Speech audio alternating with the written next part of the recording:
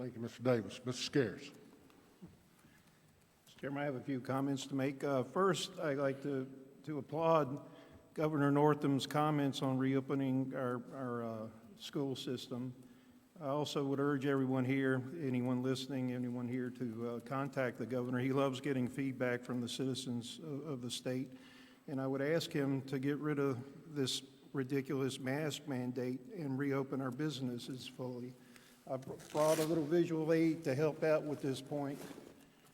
This is an M40A1 gas mask. I wore something like this throughout my 22-year career in the military or the 8 years I spent doing government contract work. It will stop, depending on what air filter is put on here, it will stop just about any chemical or biological agent in the world. It also will stop the Chinese virus.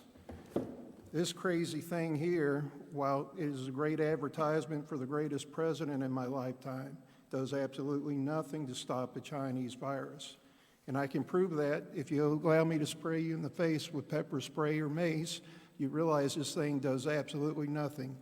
To recap, this stops mace, it stops the Chinese virus. This thing does absolutely nothing. So I'd urge you to contact our governor and ask him to reopen our state and to get rid of this ridiculous mask mandate. The second thing, I spent, alluding back to my 22 years in the military, I watched the Berlin Wall fall. I watched the Soviet Union implode, the communist Soviet Union. And I never thought that I would see at best socialists take over our country.